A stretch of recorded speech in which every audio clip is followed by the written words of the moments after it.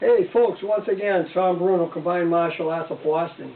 I'm going to do a video today utilizing what they call the chinna, or muscle grabbing techniques. Chinna is the art of seizing and grabbing.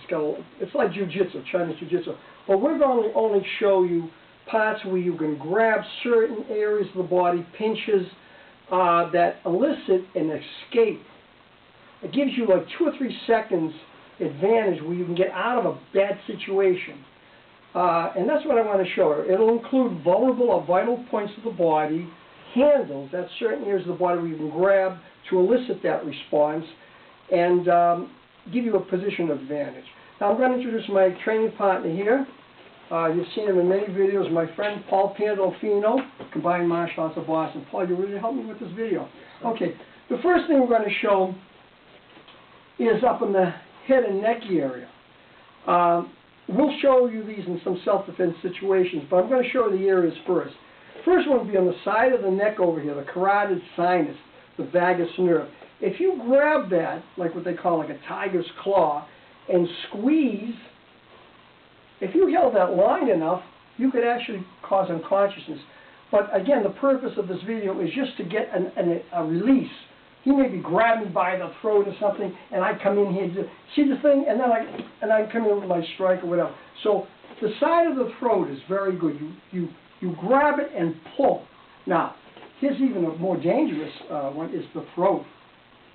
You're grabbing the larynx. So again, with that pincher grip, the tiger grip, you squeeze in and pull. Now you can actually damage the larynx, so I'm not going to really do that to Paul. Another one would be the lip. Now I use this in a lot of my self-defense classes to get out of a bear hug. You just get the lip in here and you just twist it. You see how it causes a reaction. The nose is another handle. The handles are things you can grab onto and twist like this. The ear, the hair. So those are all good. All right, now I'm going to show you, let's go over some of the areas of the body over here. Now, Paul is a power lifter, and he's very thick in the traps. But I want to show you this one here. If you can grab the collarbone, sometimes someone who's thin, and pinch, even though that's not a muscle, that can hurt. But I can't do it on him, so I'm not going to try. But in the armpit over here, again, you grab that pinch and twist in here. That hurts. That will produce that response where I can get out. And in the back, too, if you can just turn a little bit, Paul, in here, it's right under here like this. Paul's a little ticklish, so I'm not going to do it, but it's right under there. You can squeeze like that. The other one you can do, too, is in the traps this way. If you can pinch into the trapezius in here, that hurts a little bit, and it causes a reaction, give you a chance to maybe escape. Okay, let's see. There's areas in here we're going to show you when we're on the ground how to do that. Paul, if you can just kneel down, I want to show some chokes. Yeah, good. Now, I'm not going to do a regular choke, and I've explained these in a previous video, but they're so good, I want to show you them. If you're wrestling with someone and you can't get a full choke either on the side of the neck or in the larynx area, if you get it right on the chin, the bottom of the chin, there's a nerve over here called the mental nerve. There's what they call a foramen. That's an opening where the nerve shoots through. And you get your radial bone in there, and you just press in that, you'll get a response. And another good one, right under the nose, governor vessel 26. You know, you see a lot of karate books striking. You can strike it too. You're going to get a bloody nose from your attacker. But again, you use that wrist bone in here, and you just put in there. That hurts like hell. And the third one would be in the eye socket. You come right in the eye socket in here, come in here and just press in here, and that hurts. And of course, if his head is down, you want to you do with a handle, the nose claw, you come in and you can get the choke right in here, there, or on the eye socket. Okay. Now Paul's going to lie down, facing me, and I'm in his guard. He's got the scissors. A little higher, yeah. There you go. Now let me just explain something here. In judo, in competition, this is illegal. You cannot squeeze someone's kidneys. But you can squeeze around the throat. It's kind of an odd rule. But you can burst someone's kidney. Now, how do you get out of this? This is an old trick. What you're going to do is you're going to take your elbow And right above the knee, there's a point called liver 9, and further up in the middle leg, another vulnerable point called spleen 11. So if Paul's pulling here, and I can get my elbow in here and push. You see how he opens up? Try it again. We're fighting in here. I get that elbow and I press. Now I hold the leg down and look at this. Right to the groin. Boom. The knee comes right in. The fight's over at that point after a couple of those. Again, he's pulling me down like this.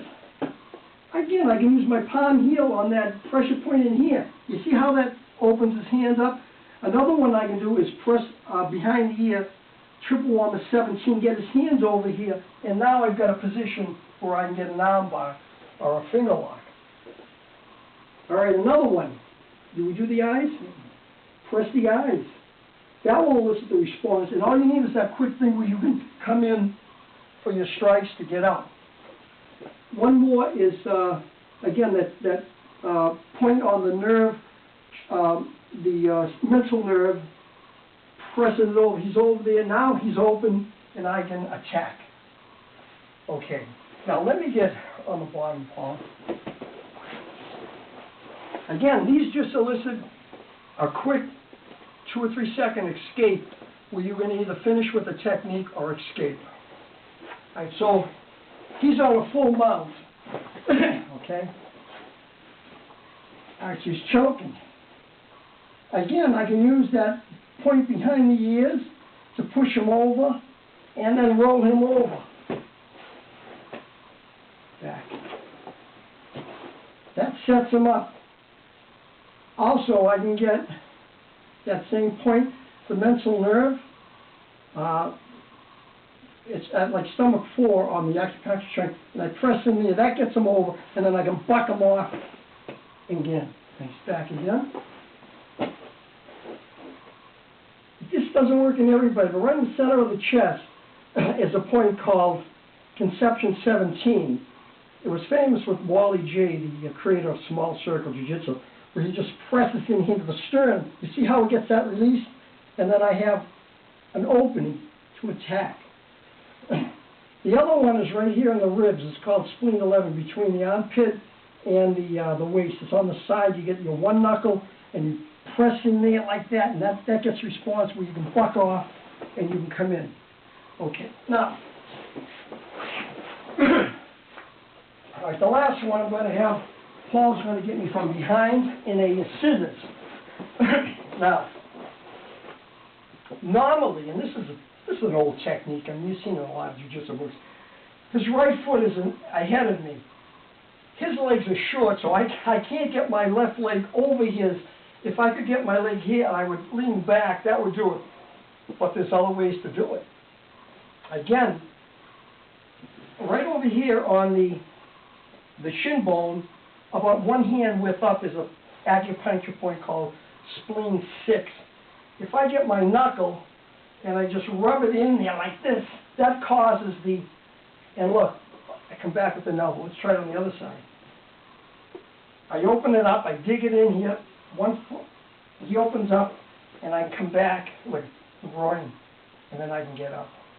Okay, so these are some ideas that you can do to get that quick response, that quick release where you can either attack or escape. So work on those, utilize the pressure points of the body, and good luck in your training. I'll see you next time.